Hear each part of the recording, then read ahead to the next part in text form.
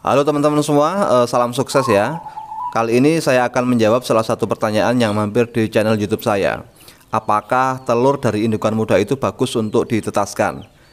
Perlu teman-teman ketahui bahwa entok betina usia mulai belajar bertelur itu pada ketika dia menginjak usia 6 bulan.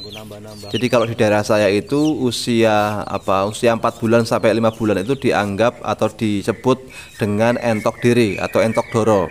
Ketika menginjak usia 6 bulan, dia akan bersiap diri untuk mulai berproduksi telur.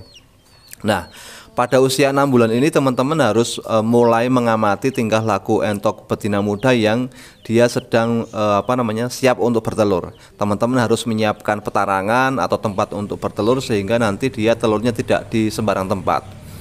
Nah, karena pada fase muda usia 6 bulan ini dia sedang belajar bertelur, maka kemudian teman-teman mesti menyiapkan sarana dan prasarana untuk tempat bertelur agar tertib ya. Teman-teman mesti menyiapkan petarangan yang dikehendaki letaknya di mana. Sebab kalau tidak disediakan atau terlambat ketika kita menyiapkan petarangan, dia akan terbiak nantinya ke depan dia tidak akan tertib bertelurnya di sembarang tempat ya. Ini tentu tidak bagus ya. Maka sebelum dia bertelur, teman-teman ketika entoknya sudah mulai menginjak usia 6 bulan, segera untuk disiapkan tempat bertelur. Kemudian selanjutnya, berapa butir entok usia muda ini bertelur? Jadi karena usia muda, maka tingkat produksi telurnya itu biasanya tidak banyak, sekitar ya paling 10 atau 12 begitu. Ini tapi sangat kondisional ya, tergantung dengan pakan, dengan genetik yang dia punya ya. Ada yang memang usia muda pertama kali bertelur dia produksinya sudah menginjak 15 butir misalkan. Tapi ada yang juga hanya 12. Ini tergantung dari genetiknya. Tapi biasanya ketika entok betina muda ini bertelur, ini untuk pertama kali telurnya itu tidak banyak ya. Berbeda nanti ketika dia sudah bertelur yang kedua atau yang ketiga. Ini kondisinya sama dengan bebek. Bebek juga untuk awalan bertelur itu biasanya sedikit bertelurnya. Ayam juga sama. Dan untuk entok juga sama. Untuk usia-usia indukan muda ini biasanya jumlah telurnya itu tidak banyak. Tapi yang perlu teman-teman ketahui bahwa ukuran telur entok betina muda ini biasanya juga tidak begitu besar ya, telurnya kecil-kecil. Pun juga dengan bebek atau ayam kampung misalkan ketika usia 6 bulan dia pertama kali bertelur, biasanya telurnya tidak begitu besar, artinya ukurannya kecil begitu. Nah, karena ukurannya kecil, maka kalau telur ini ditetaskan, maka nanti anakannya juga akan kecil ya. Karena anakan besar itu kalau telurnya itu besar, kalau telurnya kecil maka anakan entoknya itu juga akan kecil.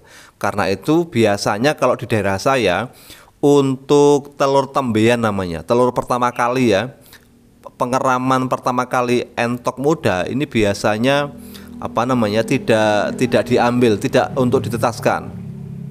Karena memang nanti pertumbuhannya tidak begitu bagus. Karena telurnya kecil, otomatis anakan entoknya juga kecil.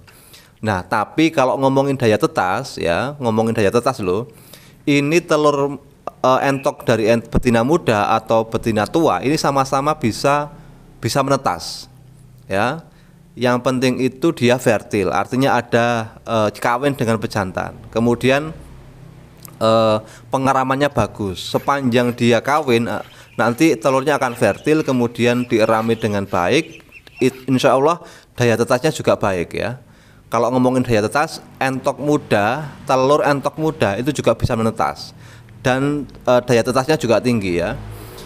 Nah ini tapi kalau kemudian ngomongin kualitas anakan entok ya, ngomongin DOC-nya atau DOD-nya itu ukurannya kecil sehingga kurang bagus untuk telur pertama kali itu untuk dibesarkan, apalagi untuk daging ya, itu tidak direkomendasikan. Maka teman-teman peternak ketika entok mudanya mulai bertelur pertama kali ya silahkan, kalau bisa begitu netes nanti anakannya jangan dibuang atau dijual ya, dijual ke pembeli ya, kasihan pembelinya.